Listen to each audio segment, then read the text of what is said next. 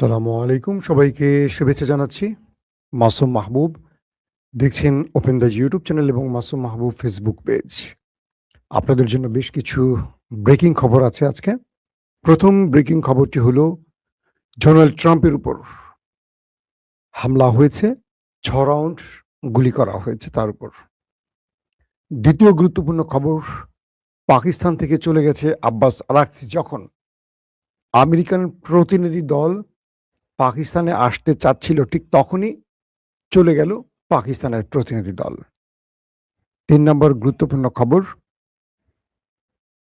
মার্কিন গণমাধ্যম দাবি করেছে ইরানের ইস্পাহানে গোপন বিশাল এক নিউক্লিয়ার সাইট তৈরি হয়েছে, যেখানে ১১০০ টন ইউরেনিয়াম সমৃদ্ধ করেছে ইরান। পাশাপাশি হরমুজ ইস্যুতে আমেরিকা শেষ পর্যন্ত বড় যুদ্ধের দিকে এগুচ্ছে, এমন তথ্য পাওয়া গেছে। দর্শক, চলুন আমি আপনাদেরকে গুরুত্বপূর্ণ খবরগুলোকে সংক্ষিপ্ত আকারে দেবার চেষ্টা করছি। প্রথম যে খবরটি দিয়ে শুরু করতে চাই সেটি হলো মার্কিন প্রেসিডেন্ট ডোনাল্ড ট্রাম্প। তিনি কালকে ওয়াশিংটনে হিলটন হোটেলে সাংবাদিকদের একটি ডিনারের আয়োজন করেছিলেন এবং সেখানে প্রায় হাজারখানিক মানুষ উপস্থিত ছিল। মার্কিন যুক্তরাষ্ট্রে থাকা সব বাঘা বাঘা সাংবাদিকরা প্রেসিডেন্টের আমন্ত্রণে উপস্থিত হয় এবং সেই সময় ট্রাম্প যখন মঞ্চে বসে আছেন, তখন কোনো এক ব্যক্তি তাকে কোনো একটি কিছু দেখাচ্ছিল। হঠাৎ করে একটু দূর থেকে ৬ রাউন্ড অথবা ৮ রাউন্ড, দুটো তথ্য পাওয়া গেছে। কেউ বলছে ৬ রাউন্ড, কেউ বলছে ৮ রাউন্ড গুলি করা হয়। এই সময় এক পুলিশ গুলিতে আহত হয় এবং সেই আততায়ীকে আটক করা হয়। দুটো প্রশ্ন আসে যে মার্কিন প্রেসিডেন্ট যেখানে উপস্থিত থাকেন, এই যে ব্যাপক নিরাপত্তা বলয়, মেটাল ডিটেক্টর থেকে শুরু করে সব রকম নিরাপত্তা ব্যবস্থার মাঝে কি করে একজন অস্ত্রসহ প্রবেশ করলো? নাম্বার ২, এর আগেও মার্কিন প্রেসিডেন্টের উপর নির্বাচন প্রচারণার সময় ২ দফা হামলা হয়।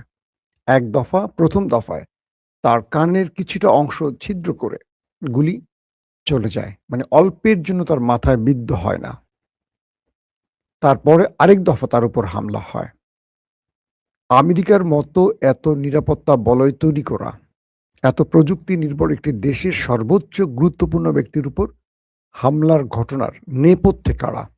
৩ নম্বর প্রশ্ন, জন এফ কেনেডি এবং রবার্ট কেনেডির মতো কি আমেরিকা প্রেসিডেন্ট কোনো বিশ্বস্ত বন্ধুর অবিশ্বস্ত টার্গেটে পরিণত হয়েছেন কিনা?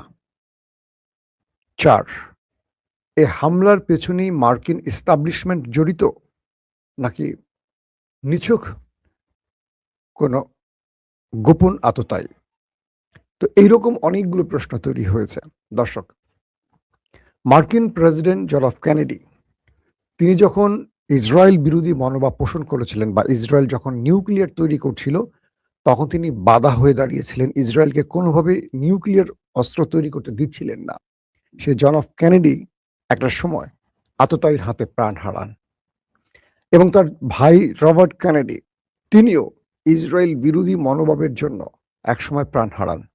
কিন্তু আজ পর্যন্ত মার্কিন যুক্তরাষ্ট্র, এত বড় শক্তিশালী দেশ, কখনো সেই প্রমাণটা খুঁজে দোষীর নামটি উচ্চারণ করেনি। কেবল ব্যক্তির মধ্যে ছেড়ে দিয়েছেন। এটার পেছনে কারো হাত আছে কিনা সেটা প্রমাণ করেনি। বলা হচ্ছে এরপর থেকে মার্কিন প্রেসিডেন্টরা ওই ছোট্ট রাষ্ট্রটির পুতুল হয়ে গেছে, পুতুল। ডোনাল্ড ট্রাম্প চাইছেন যে কোনোভাবে এই যুদ্ধ থেকে বেরিয়ে আসতে। বারবারই তিনি উদ্যোগ নিচ্ছেন, কিন্তু একটি রাষ্ট্র তাকে সেখান থেকে বেরিয়ে আসতে দিচ্ছে না। বারবার তার উপর চাপ প্রয়োগ করছেন এবং তার ফলে আমরা কি দেখলাম? গত রাতে ডিনারের আয়োজনে হাজার হাজার মানুষের মাঝে, পৃথিবীর সকল বড় বড় বাঘা সাংবাদিকদের উপস্থিতিতে কেউ এসে গুলি করবে মার্কিন প্রেসিডেন্টকে টার্গেট করে। এই ঘটনা ট্রাম্পকে হত্যা নাকি ট্রাম্পকে বিশেষ কোনো বার্তা দেয়া, এটিও এখন প্রশ্ন তুলছে মার্কিন গণমাধ্যমগুলো। পাশাপাশি এই মুহূর্তে ট্রাম্পের উপর ব্যাপক চাপ সৃষ্টি হচ্ছে, এটাও বলা একদম মানে সহজ ভাষায় বলা যায়। পাশাপাশি ট্রাম্প ইরানের সাথে যুদ্ধ করতে গিয়ে মার্কিন প্রশাসন, এস্টাবলিশমেন্ট, সেনাবাহিনী, জনগণের কাছে অপ্রিয় হয়ে উঠছেন। গতকালকের জরিপেও দেখা গেছে ট্রাম্পের অবস্থা আরো খারাপের দিকে। রিপাবলিকান শিবিরে 20% সরে যাচ্ছে ট্রাম্পের উপর থেকে। যে যুবকরা ট্রাম্পকে ভোট দিয়েছিলেন সেই যুবকদেরও বড় পার্সেন্টেজ ট্রাম্পের উপর নাখোশ, অনাস্থা জানিয়েছে। তার মানে ট্রাম্প এই যুদ্ধটা শুরু করে নিজে যেমন পচে গেছেন, রিপাবলিক দলকেও পচিয়েছেন এবং তার অবস্থা ক্রমান্বয়ে করুণ হওয়ার পথে। তো এই অবস্থায় এই গুলির ঘটনা প্রমাণ করছে ট্রাম্প অভ্যন্তরীণভাবে ব্যাপক চাপে আছেন এবং তার শত্রু আরো বাড়িয়েছেন। অনেকগুলো বিষয় এখন আলোচনা আসছে। এটা হয়তো আমরা ধারাবাহিক সামনের আলোচনাগুলোতে আরো স্পষ্ট করব যে আসলে সেখানে কি হয়েছে, কারা, কারণ নেপথ্যে কারা আছেন এটা কখনো জানা যায় না যদি শক্তিশালী কোনো নেটওয়ার্ক থাকে। কারণ আমেরিকার মতো দেশ ইসরায়েল বা ইহুদি লবি বা মোসাদের কাছে আটকা পড়ে গেছে। তো এই পরিস্থিতির মধ্যে আমেরিকার প্রেসিডেন্টের উপর এই গুলির ঘটনা এটা পুরো আমেরিকাকে অবাক করে দিয়েছে। দর্শক, ২ নম্বর যে ঘটনা সেটি হলো যে পাকিস্তান উপস্থিত মানে পাকিস্তানে গিয়েছিলেন ইরানের পররাষ্ট্রমন্ত্রী আব্বাস আরাকচি। তিনি সেখানে পাকিস্তানের পররাষ্ট্রমন্ত্রী এবং ফিল্ড মার্শাল আসিফ মনিরের সাথে কয়েক দফা আলোচনা করেছেন, বৈঠক হয়েছে।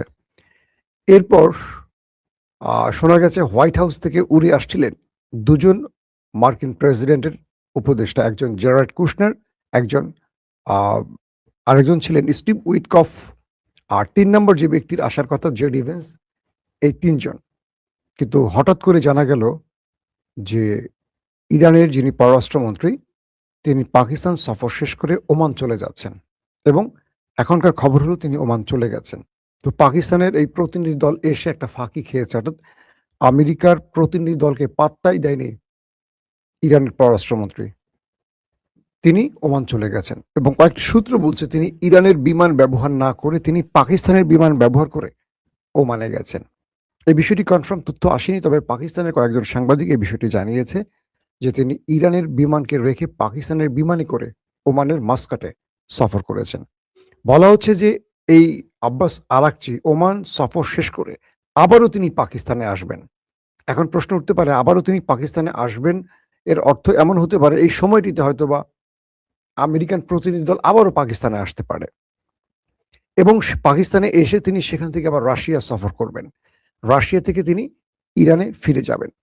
তো তার এই সফরটিকে নিয়ে নানান রকম রহস্যের জাল তৈরি হয়েছে, কারণ তিনি পাকিস্তানে আসলেন, সেখান থেকে ওমান চলে গেলেন, আবার আমেরিকা প্রতিনিধি দল যখন আসছে তখন তাদের সাথে দেখা না করে চলে গেলেন। এরকম নানান বিষয়গুলো এখন উঠে আসছে গণমাধ্যমগুলোতে, তারা বিভিন্ন রকম তথ্য উপস্থাপন করছে এই বিষয়ে। তো শেষ পর্যন্ত এটি প্রমাণ হয়েছে যে আমেরিকার সাথে কোনোভাবেই বসতে চাচ্ছে না ইরান। তাই ইরান আমেরিকাকে বলে দিয়েছে, একেবারে ফিল্ড মার্শাল আসিফ মনিরের হাতে লিখিত একটি কি বলবো যে পুরো ফাইল তুলে দিয়েছে ইরান। সে ফাইলের মধ্যে কয়েকটি উল্লেখযোগ্য তথ্য যেটুকু গণমাধ্যমের সূত্র পেয়েছি সেখানে বলা ছিল যে ইরান নিউক্লিয়ার ইস্যুতে আমেরিকার সাথে কোনো প্রকার আলোচনা করবে না। ইরান হরমুজ প্রণালী ইস্যুতে আলোচনা করতে পারে, যুদ্ধ বন্ধের বিষয়ে আলোচনা করতে পারে এবং ইরানের উপর যেই কি বলে নিষেধাজ্ঞাগুলো দিয়েছে গত 40-50 বছর ধরে, সেই নিষেধাজ্ঞার বিষয়ে আলোচনা করতে পারে, আদার্স বিষয়গুলো আলোচনা করবে। কোনোভাবে ইরান আমেরিকার সাথে নিউক্লিয়ার ইস্যুতে আলোচনা করবে না। তো এই বিষয়টির পর আমরা দেখেছি যে মধ্যপ্রাচ্যে ব্যাপক হারে মার্কিন উপস্থিতি বাড়ছে। কিছু ড্রোন ফুটেজে দেখা গেছে যে আরবের বিভিন্ন দেশে কয়েক শত যুদ্ধ বিমান প্রবেশ করেছে, বিভিন্ন অস্ত্র প্রবেশ করছে, ইকুইপমেন্ট প্রবেশ করছে, রিফুয়েলিং ট্যাঙ্কার প্রবেশ করছে। ইসরায়েলেও ব্যাপক হারে রিফুয়েলিং ট্যাঙ্কার প্রবেশ করেছে, অস্ত্র প্রতিরক্ষা ব্যবস্থা, অর্থাৎ আমেরিকা থেকে এখন টনে টনে অস্ত্র, প্রতিরক্ষা ব্যবস্থা, রাডার সিস্টেম, যুদ্ধ বিমান, ড্রোন এগুলো ঢুকতেছে। বিগত 50 বছরে আমেরিকা কোনো দেশে হামলার জন্য এত ব্যাপক উপস্থিতি বা সামরিক অস্ত্র প্রস্তুত করেনি। যেটা সাম্প্রতিক সময় দেখা যাচ্ছে। তার মানে এটুকু বলা যায় যে আমেরিকা ইরানের বিরুদ্ধে একটা বড় যুদ্ধের প্রস্তুতি নিচ্ছে। অন্যদিকে কালকে যখন আব্বাস আরাকচি পাকিস্তানে উপস্থিত ছিলেন, তখন আমেরিকান একজন সাংবাদিক ক্যাথরিন, তিনি সেখানে উপস্থিত ছিলেন। এই নারী সাংবাদিক ডোনাল্ড ট্রাম্পকে নক করেছেন যে, "এখানে তো আব্বাস আরাকচি চলে গেছেন। আমি কি আর এখানে থাকবো? নাকি আমি আমেরিকাতে ব্যাক করব?" ডোনাল্ড ট্রাম্প তাকে আ মানে মেসেজ করে পাঠিয়েছেন যে, "তোমার জায়গায় আমি থাকলে আমি থেকে যেতাম। কারণ পৃথিবীর অনেক বড় খবর এখন পাকিস্তান থেকে পাওয়া যাবে।" ক্যাথরিন পাকিস্তানে অবস্থান করেন, তিনি আর চলে আসেন না। এরপর যখন আব্বাস আরাকচি পাকিস্তান ত্যাগ করে চলে যায় ওমানের উদ্দেশ্যে, তখন ডোনাল্ড ট্রাম্প তাকে আবারও পোস্ট করেন, "কাম হোম", বাড়িতে ফিরে আসো। তার মানে এই সাংবাদিককে পাকিস্তানে রেখে আবার ডোনাল্ড ট্রাম্প নিজেই "কাম হোম" লিখে তার গন্তব্যে ফিরিয়ে আনার পেছনে আরেকটি কারণ হতে পারে যে শিগগিরই আমেরিকা ইরানে বড় আক্রমণ করতে যাচ্ছে। দর্শক, আসেন এবার সবচেয়ে বড় গুরুত্বপূর্ণ খবরটি আপনাদের দিতে চাই। নিউ ইয়র্ক টাইমস আমেরিকার একটি গুরুত্বপূর্ণ গণমাধ্যম। তাদের একটি খবরে আজকে প্রকাশ হয়েছে যে ইরানের ইস্পাহান যে মানে পাহাড়ি অঞ্চল, এর আশপাশে কোনো একটি গোপন জায়গায় ইরানের বিশাল এক পারমাণবিক সাইট তৈরি হয়েছে, যেটা কেউ জানে না। ইস্পাহানে কিন্তু একটি আছে। কিন্তু ইস্পাহানেরই যে পাহাড়ি অঞ্চল, তার আশপাশে ১১ টন ইউরেনিয়াম, একটি জায়গায় বলছে ১১ টন, একটি ১১০০, কোনটা যে রাইট সেটা হয়তো পরবর্তী নিউজে আমরা দিতে পারবো। ১১ টনটাই আমরা যদি আপাতত ধরি, ১১ টন ইউরেনিয়াম ইরান সমৃদ্ধ করেছে এবং বলা হচ্ছে যে এইখানে একটি গোপন পারমাণবিক সাইটই তৈরি করে ফেলেছে ইরান, এবং যেটা পৃথিবীর সবার নজরের আড়ালে রয়েছে। কে বলছে এটা? New York Times. এবং বলছে যে এখান থেকে ইরান হয়তোবা বড় কোনো নিউক্লিয়ার তৈরির কাজ চালিয়ে যাচ্ছে, এবং ইস্পাহান, ফোর্দো বা যেই মানে আমরা জানি যেগুলি ইরানের রয়েছে, এটার আড়ালের এই নিউক্লিয়ার সাইট। আর ইরান বলছে তাদের কাছে আছে ৪০০ কেজি নিউক্লিয়ার। যদিও আমেরিকা বলছে ৪৫০ কেজি।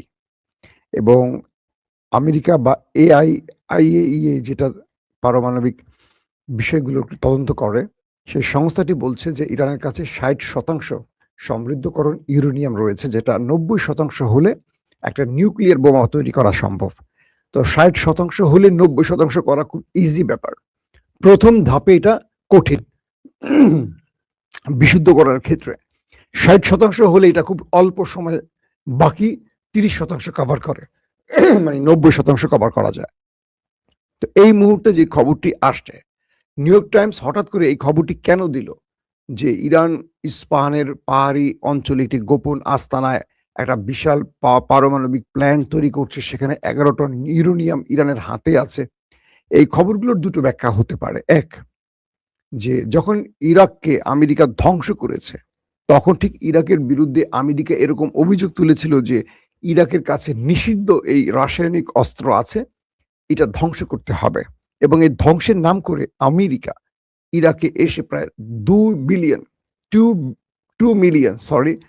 মিলিয়ন ইরাকিকে হত্যা করে। কোনো কোনো মাধ্যম বলছে ১ মিলিয়নের বেশি, কোনটা বলছে ২ মিলিয়নের বেশি ইরাকিকে হত্যা করে। এবং পরবর্তী জানা গেছে যে ইরাকের হাতে এরকম কোনো অস্ত্র নেই। কিন্তু ইরাক তো ধ্বংস হয়ে গেছে আমেরিকার আগ্রাসনে। তো বিভিন্ন পক্ষ বলছে আমেরিকা ইরানে আক্রমণের জন্য এই যে নিউক্লিয়ার সাইডে প্রায় ১১০০ টন বা ১১ টন ইউরেনিয়াম পাওয়ার যে গুজবটি ছড়াচ্ছে, এটি আমেরিকার একটি ফাঁদ। এই খবরটি দিয়েই ইরানে হামলা করার বৈধতা তৈরি করতে চায়। আবার কোনো কোনো মাধ্যম বলছে যে না, এটি হতে পারে যে ইরান ইস্পাহানের গোপন কোনো জায়গায় সত্যিকার অর্থেই একটি পারমাণবিক সাইট তৈরি করেছে। দুটি হতে পারে। এখন এই দুটো বিষয়ের সত্যটা কিভাবে আমরা প্রমাণ করব? ইরান কি বক্তব্য দেয় তার উপরে না। ইরান তো সত্যটা স্বীকার করবে না। আবার আমেরিকারও সত্যটা স্বীকার করবে না। যদি অল্প কিছু দিনের মধ্যে বা সময়ের মধ্যে আমেরিকা ইরানে আক্রমণ করে বসে, ওই অঞ্চলে আমেরিকা কোনো আক্রমণ করে, নাকি এটা ফলস ফ্ল্যাগ অপারেশন করে, নাকি জাস্ট অভিযোগ তুলে ইরানকে ধ্বংসের পায় তারা, সেটা আমরা কনফার্ম হতে পারবো। তবে এটা সত্য যে আলী খামেনির হত্যার পর ইরান নিউক্লিয়ারে মনোনিবেশ করেছে এবং আয়াতুল্লাহ আলী খামেনির ছেলে মুস্তফা খামেনি নিজেই ঘোষণা দিয়েছিলেন, আমাদের কাছে যদি নিউক্লিয়ার থাকতো শত্রুরা আমাদের উপর আক্রমণ করতো না। এখন আমাদের নিউক্লিয়ার তৈরিতে মনোযোগ দিতে হবে। তার মানে প্রায় 2 মাসের কাছাকাছি যুদ্ধ হয়ে গেছে, আরো বেশি সময় হয়ে গেছে যুদ্ধের। তো এই সময়টিতে ইরান চাইলে যদি 60% ইউরেনিয়াম তাদের হাতে থাকে, তারা 10-15 দিন এটা 90% আনতে পারে। তো ইরান কি আদৌ নিউক্লিয়ার তৈরি করছে নাকি করে ফেলছে, এটা নিয়ে অনেক পক্ষ বিপক্ষের মত আছে। পাশাপাশি ইরানের ভূগর্ভস্থ কয়েকটা ভূমিকম্প সেই দিকে ইঙ্গিত করছিল। এখন দুটো বিষয় আসবে, যদি ইরানে আমেরিকা দুঃসাহস করে আক্রমণ করে তাহলে বুঝতে হবে আমেরিকার কাছে সঠিক তথ্য নেই। আর যদি আমেরিকা হুমকি ধমকি দিয়ে থেমে যায়, অ্যাটাক না করে, বুঝতে হবে ইরানের কাছে সত্যিকার অর্থে নিউক্লিয়ার আছে, এটা আমেরিকাও জানে। কারণ কোনো নিউক্লিয়ার সমৃদ্ধ দেশকে, যাদের হাতে পারমাণবিক অস্ত্র আছে, তাকে কেউ আঘাত করার সাহস করে না। এটাই বাস্তব। তো এখন আমরা দেখতে চাই আমেরিকা কখন ইরানে হামলে পড়ে, কারণ আমেরিকার সকল প্রস্তুতি এখন ইরানকে ঘিরে। প্রচুর, যেটা শুরুতেই বললাম, মধ্যপ্রাচ্যে একদম যুদ্ধ বিমান টিমান দিয়ে ভরে ফেলছে আমেরিকা। প্রতিদিনই নতুন নতুন করে সংস্করণ আসছে হামলার প্রস্তুতি নিয়ে। তো এই পরিস্থিতিতে আব্বাস আরাকচি এবং পাকিস্তানের মার্কিন ডেলিগেটদের মধ্যে যে আলোচনা হবার কথা রয়েছে, সেখান থেকে কোনো শান্তি আসবে নাকি পৃথিবী বা মধ্যপ্রাচ্য আরেকটা যুদ্ধের দিকে চলে যাবে, সেটা হয়তো আমরা কিছুদিনের মধ্যে টের পাবো। দর্শক, বিদায় নিচ্ছি আজকের মতো। প্রত্যেকে ভালো থাকবেন। আল্লাহ হাফেজ।